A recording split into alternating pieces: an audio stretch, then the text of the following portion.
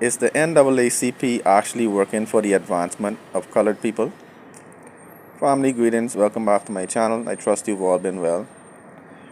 Recently, the state of California has foreshadowed a proposal in which they will pay $5 million each to qualified persons who descended from plantations in California. All right. This is the largest proposal which has been foreshadowed by any of the states. Prior to this, I believe the figure was $232,000, right? And as I said in the previous video, $232,000 barely scratches the surface of what is owed to descendants of slavery. Okay? We didn't ask to come here and be enslaved. Okay? We didn't ask to come here and be robbed of our language, our folkways, our mores, our norms, and traditions. Okay? But we are here today, and it is only right that we receive payment for the 400 years of enslavement of our ancestors. But the NAACP has come out, and shockingly, they are opposed to the payment of reparations. All right? The NAACP put out a statement basically rejecting this proposal for persons to be paid $5 million for slavery.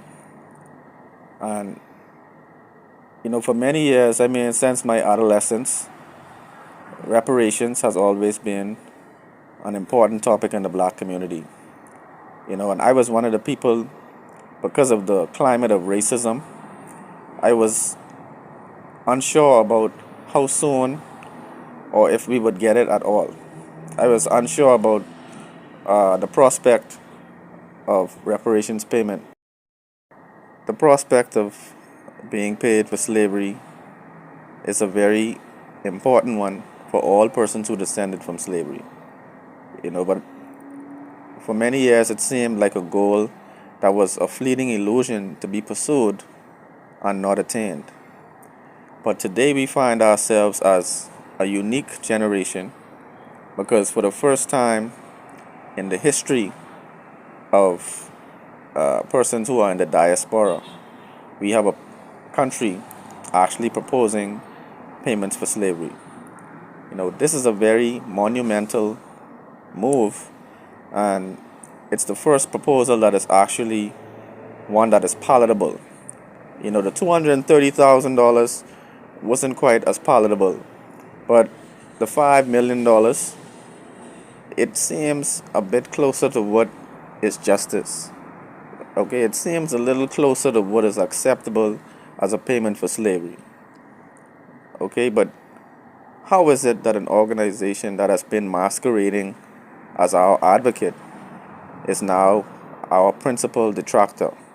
How is an organization that says they are here for the advancement of colored people actually opposed to a plan to pay reparations? This is my question. All right, in my opinion, the NAACP has been largely ineffectual. They always show up at the end of a conflict. The NAACP has always been a day late and a dollar short. All right. Many of their plans and proposals are so minuscule and so obscure that many of us are unaware of what the NAACP actually does. All right. Are they just there to collect funding from our wealthy entertainers and stars? Is the NAACP a non-profit that is non-active or inactive? This remains to be seen, but it seems to me that the NAACP has been compromised. Many organizations are compromised by their sources of revenue.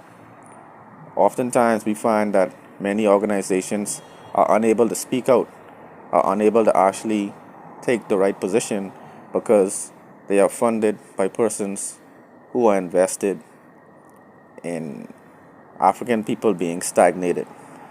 All right, advancement for African people is sometimes opposed by these donors who don't necessarily want to see us achieve reparations and achieve self-sufficiency as a community. All right, family. But let me know your thoughts about the NAACP. Let me know your thoughts about the reparations proposal that has been tabled by California, actually, namely San Francisco, California. And what do you think the way forward should be regarding this issue? Family, let me know your thoughts in the comments below about all these dynamics. One love.